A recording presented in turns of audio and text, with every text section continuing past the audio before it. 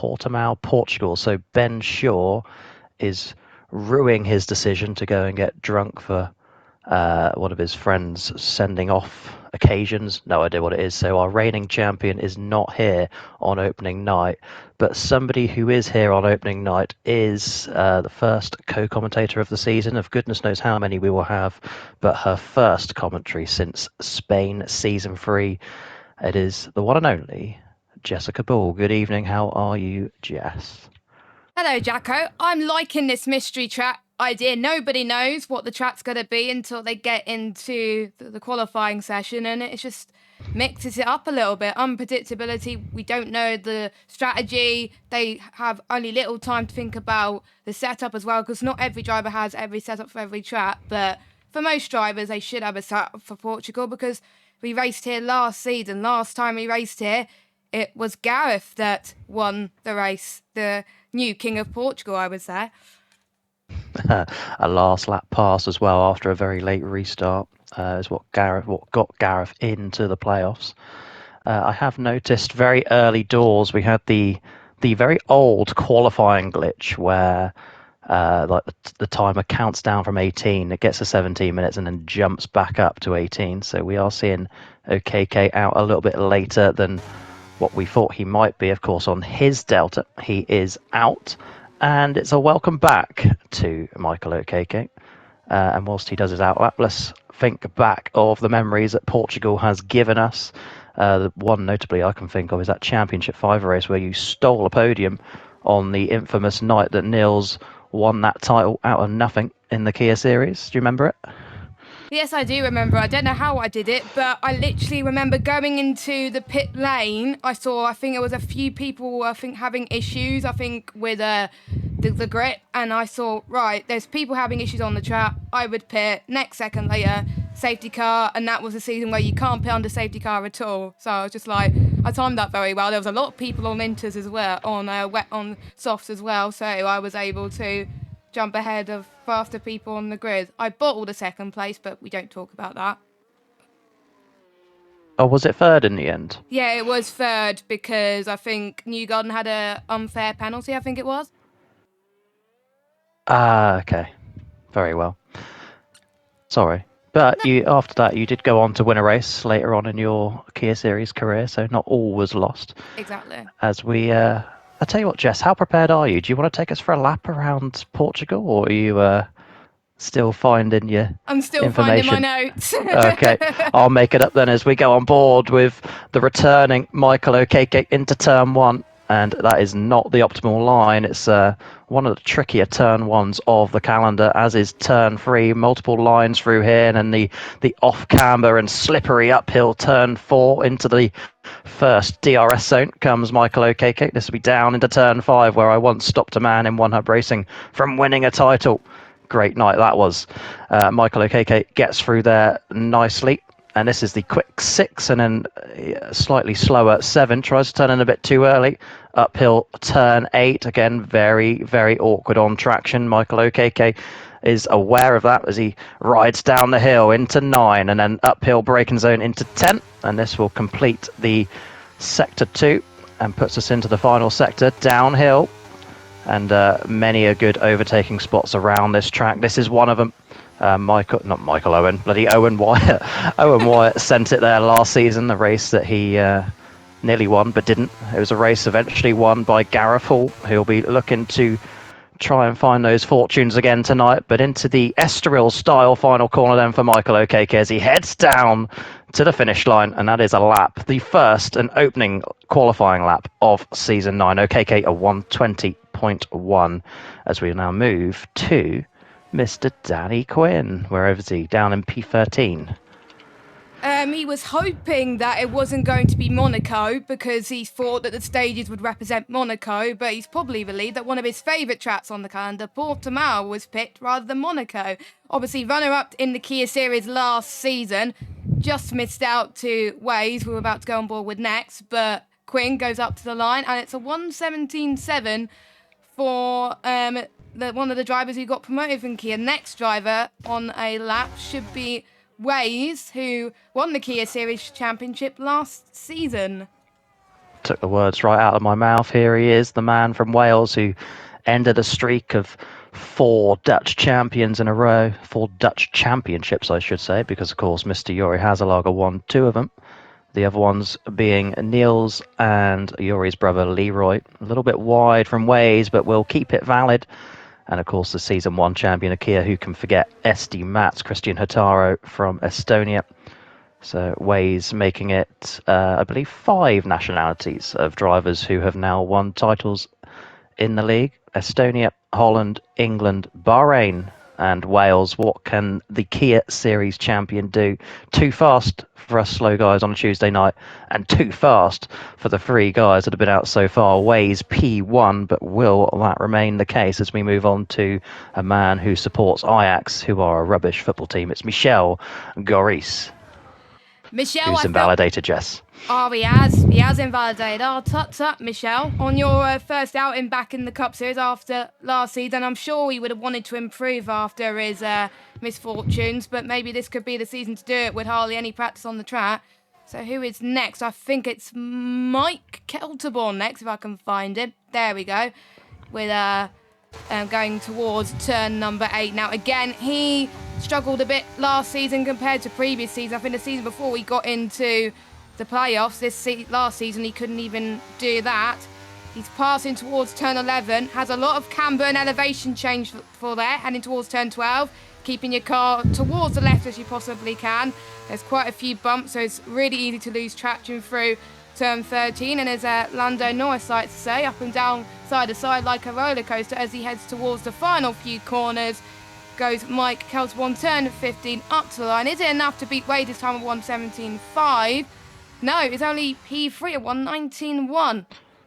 You may remember for many years Mike was the only German in the league. There's now about 5 of them. The rest of them you'll find on a Tuesday night in the Kia Series as we move on to Jamie Griffiths in his Mountain Dew coloured inspired machine here. 2-time winner in the Cup Series. The Welshman looking for better fortunes like many drivers. What can he do this season? He has the potential. But he just is yet to put it all together. He also, by the way, has the record for the most races attended in a row in the Cup Series. That's 83. He will get to 100 in a row this season as he goes P1 of 17.2, which puts us on to tonight's Joker, Mr. Sullivan Lewis, who I will be playing golf with next weekend, I believe. Very slidey through there. It's another Jake O'Sullivan tournament that he's made up for us. And of course, OKK, Ben Harrett, myself, Mr. Lewis, all in attendance. Here comes Sullivan through the final corner. Where can he put himself, Jess? It is P4. Not a bad lap for Risky. Again, these drivers haven't had any time to practice. Up next is the first of the Hazelagger brothers, Leroy, who won the Kia Series Championship a few seasons ago. And he's heading towards, I think it's Torrey Vip turn 5. Or is it? No, it is Leroy up next. It's a bit of a gap between Risky and Leroy. That's why I got a bit confused. So it might have been he gone about a little bit later, but he's through turn 8. He's keeping it nice and tidy through there. It is hard to negotiate your lap through there because you could have a few spins. Pass in towards turn 10 and 11 as well. Looking nice and dry. Weather-wise, so it shouldn't be too much of a problem for him. Now heading towards turn 12, keeping it to the left, moving it to the right through turn number 13. It's looking like a good middle set for Leroy as he heads towards the final few corners. Can he look to improve on his season from last season as he's still learning no traction, I believe, if I'm not too mistaken. Up the line goes Leroy, and that is P2. He's getting there. Leroy, of course, not with the best of seasons last season, but you know he has the ability to win. He's like Jamie Griffiths, maybe slightly better, if anything, hence the later time slot that you see him come out in there, which saw him go P2 behind Jamie. Up next is Leroy's brother, 2-time champion of the Kia Series and also a voice. Gareth Hall's bitch on a Tuesday night. Jori Hazelagger tries to get a little bit of stream as he comes up to the line, and that is P7. P7. He didn't move from where he was, so I was waiting for something to happen, and Jori has not delivered, and that'll be the Max Verstappen helmet causing that Speaking of failures and cheaters, here is Kieran Spears. Cheating, if you're wondering what the reference is. USA. USA Season 4, when he crashed his car into a wall on purpose to bring out a safety car. It worked, and then he still lost the championship. He would, however, go back to the USA in Miami 2 seasons later, and still a championship off of Corey and Ben Shaw. Ben Shaw had that one wrapped up, but he would have to wait another 2 seasons himself to win the championship, which he did in Las Vegas. So lots of continuity is the word I think I'm looking for when it comes to America and JACKOCAR. Of course, the league that we, or the country we base ourselves off, as Kieran goes P1, nobody cares. Jess, talk to us about Kyle Smith, who isn't here, so instead talk to us about Pete Knighton, who, by the way, had the most DNFs of anyone last season with 8. Yeah, but to be fair, he got through to the playoffs last season, which was a lot better than his previous season, so his form is there.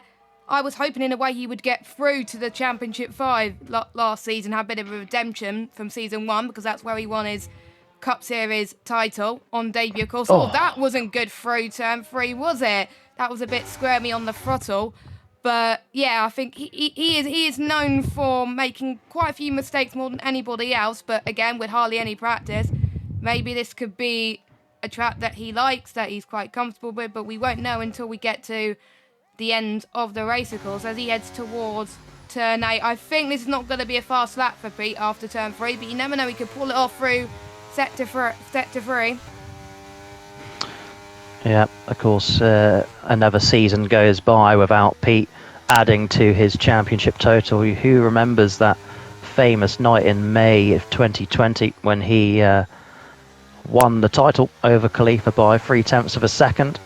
He has yet to do anything of value since, other than give me my first Kia win in Singapore in the Kia series. Jeddah. But, Jeddah.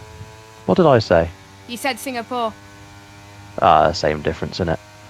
Same time race. on an aeroplane if you fly there. Yeah, there you go. Anyway, there goes Pete into P7, which leaves us looking at last season's winner, Gareth Hall, with another bright car. There's a difference between Gareth Hall and Kieran Spears, and other than intelligence, Gareth's liveries, the colourful ones, are much better than Kieran's, and that's a comment that he will like, because Kieran's are crap. But through the final corner comes Gareth, and over the line he goes. It'll be a P6. Remember, the notoriously bad qualifier with an average qualifying last season of just P11, and then got knocked out in Mexico. Like he does every season. I think pretty much every season he's in the playoffs, he always gets knocked out in Mexico. Could this be the season? Well, you never know when Mexico's on the calendar, so it could be at the middle of the season, or it could be none at all. But next is Corey, who again just missed out on the Championship 5 last season. He did his best to take it all the way to the likes of Casper, Khalifa, and Arnaud, who made it through over him. Imagine what it could have been in Qatar, but he exits turn 13 and 14. Now he's a quick driver, so I would expect him to get into the playoffs once again, and I would expect him to get into a Championship 5. He's a much improved driver and cleaner driver than I'm seeing in previous season, which is great to see from him. He's more feisty. Up to the line goes Corey. P2, a temp shy of Kieran now, and P1 at the moment. And next is the man who didn't make the Championship 5 for the very first time, and is Jake O'Sullivan. A big shock last season, I've noticed. I will correct you there. It's the second time he failed. You may remember that magic night in Monaco. Oh, yes. Yes, where he just failed. He was very upset then, and he was very upset last season as well. He went into the playoffs with a huge advantage, but it just shows what 3 DNFs can do to even the fastest driver, and he was the fastest driver last season. There were battles with Khalifa and Arnaud and Ben Shaw, but Jake O'Sullivan knocked out in the round of 6, and now only going P5 here in Portugal.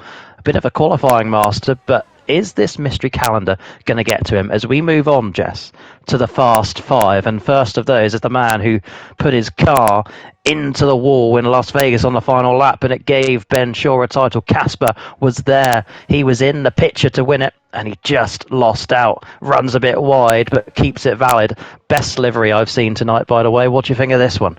I absolutely love it. He was showing it to me in DMs this morning, and I was a big fan. I think during the development of his livery, he was like, "What do you think of this? What do you think of this?" And I like the colours, and I like the template as well. It just goes very nicely. I might nick that template myself for the Kia series on Tuesday night in a few weeks' time. But Casper goes up to the line.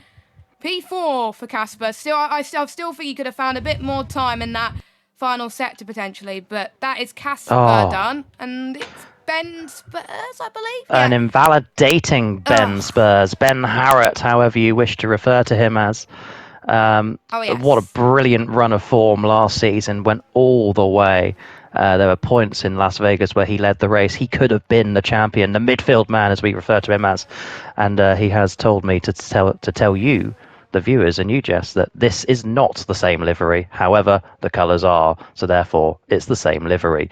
Moving on. We have 3 to go. 2 of them are full-timers. The first of those is the man who had a baby on championship night. He didn't win the title, but his wife did give birth. It's Arnaud de Grief, back in the Belgian colours, back here in Portugal, where he had a win taken away from him for an invalid restart zone, but we never mention it.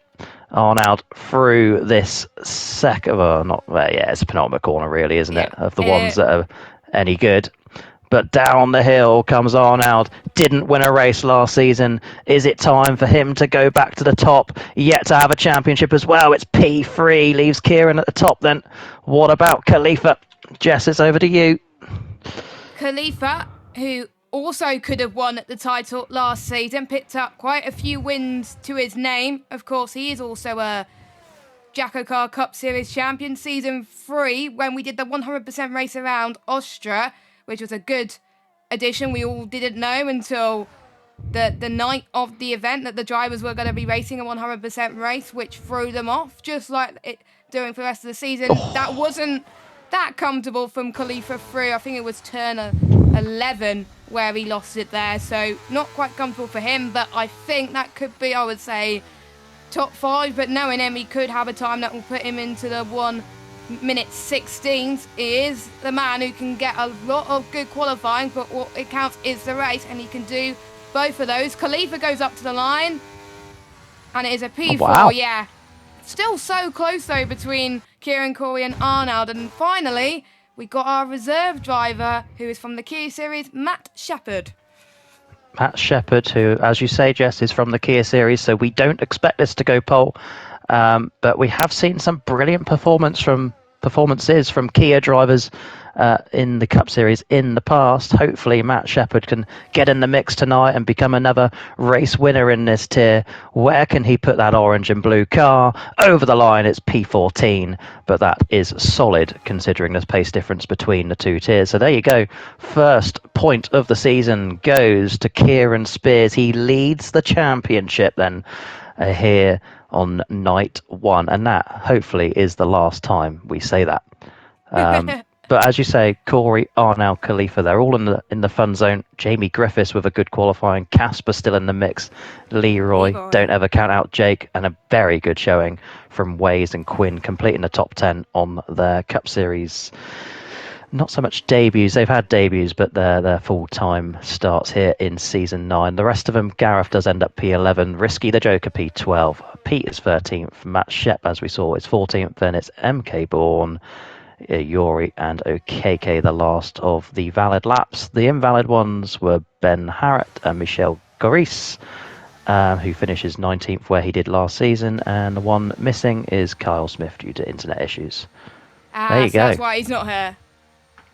Yeah, but he is invited to the party should he wish to join us. Yeah, he's invited to the lobby as well. So if the internet does get sorted and if he wants to do a bit of commentary with us, he's more than welcome. Absolutely. I hear that myself and Kyle as a commentary duo was very popular last season. I don't know why. but it seemed to work. It was. I really enjoyed you two bantering with each other during comms. That's the point of JACKOCAR. It doesn't have to be serious. It can be as fun as you like. So I enjoyed that, and Carl brought his driver insight as well from the Cup series. So yeah, I wouldn't mind him commentating again in the future if he gets sick of racing. But I'm glad he's racing again this season because I think he had a surgery. I believe. Yes, his girlfriend pushed him off a horse, and that's why he was incapable of racing. Not that he needed an excuse. Obviously, what was it, 3 or 4 visits to the Championship 5 and no returns. A handful of races, won in the past, 11 of them, I believe, which ties him with Ben Shaw, Arnaud, and Jake O'Sullivan. All big names on 11 race wins. Khalifa has broken free of that. He's on 13. Or 14 it might be, and the leader, who is absent this season as he was for much of last season, Jamie Wright, 19 Cup Series race wins and is sitting out all of season 9. What else do we need to say? The stage points, Jess, you'll like this. Just to mix it up, normally Portugal would be lap 8 and lap 16 is where you win your stages. Tonight, lap 10 and lap 20. So then that gives drivers a 12-lap dash to the finish on what I would expect to be soft tyres. But you're the person that will know, can the softs do 12 laps here? Ultimately, it could last quite a bit around here. It can last about 11 laps. So if there's a safety car, that is definitely a viable option for people to go onto the soft tyres at the end. It could last a bit longer than the other tracks. So to start off the season with Portugal, it's probably the best start. And people thought it was Monaco with the stages that we got, but you like to throw a spanner in the works to make sure that they don't predict the stages, which I like, because otherwise they'll search for your tweet saying, oh, these are these stages, it's this track. No, it's not. I like that. Well, they thought they would have it easy, but as you say, it's JACKOCAR. It's never going to be easy. As we follow Kieran round on the formation lap. What are we expecting from this season? I have no idea. Mystery tracks really throw it out. I've had people, big names, let's say Khalifa and Jake, say they will really struggle with this setup because they are people that do practice. And we've seen 4th and 8th are not positions where we expect them to be after qualifying. Yeah. I think we might just have a championship on our hands. As long as it doesn't go to Kieran, I think everyone and the world will be at peace. I like unpredictability. I like the fact that the drivers don't have enough time to practice. As soon as you give the ready up signal, that's when the track is revealed to the drivers, and then that's it. They only have a few minutes to think about the setup because Parc Fermé is on a course, and it doesn't give them a long time to think about the strategy either, because usually, most of the time, they think about the strategy on the day as well. They may change it based on practice, thinking, oh, these softs can last a bit longer. I'm unsurprised to see most people are starting on the softs, except Kieran, our pole man, on the mediums, Waze on the mediums, Risky on the hards, and Ben Harrett on the mediums. I thought Kieran would go for the softs since he's on pole, but he's opted for a different strategy. I wonder if Kieran is thinking of that stage 1 victory. Yes. And get himself 2 playoff points. He's already got the one for pole. Can he go and get the one for stage 1? 2 cars already on the grid due to disqualifications. Yuri is one of those. The other is probably Gareth, isn't it? Yeah, of course it is. Who has flown round on the formation lap, heated his tyres up really nicely, and now has to wait for everyone. You see, he's still waiting for Kieran to come through. Classic Gareth, doing Gareth things. He was a brilliant insight, letting him race in a Championship 5 last season for the first time, having the driver comm availability as well as the commentary expertise. Here is Pete Knighton, who will slide past a handful of cars as he gets himself into his P13 slot and will angle himself like an absolute idiot. There we go. And, well, it's that time of the season. It's our penultimate season, would you believe? One more year of JACKOCAR. And let's hope it gets off to a good start. We're just waiting for one final car. It's Michel Goris who has gone early. And I wonder what has happened here. Is it one of those formation lap glitches, I presume? If it is, we may well have to come back to you.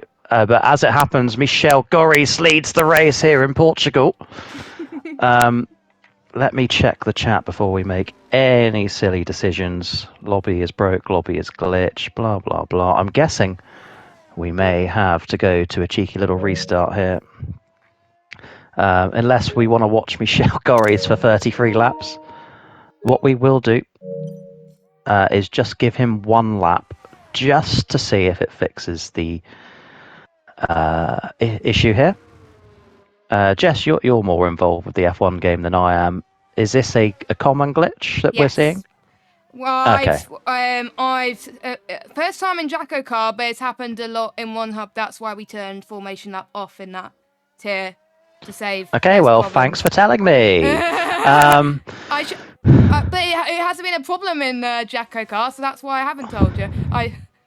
Well, let's see what happens here. Here comes Michel Goris. He is, or was, slowing down, and now is once again. Will this work? Will this fix it? Hopefully it does, and then our delayed start to Season 9 can get underway. Will that put him a lap ahead of everybody, though? Because technically he's done a lap. Nope. No. Okay, so for those that are listening, we are going to go to a lobby restart. I will also end the stream and we'll come back very shortly. Goodbye, everyone. We'll be right back in about 5 minutes.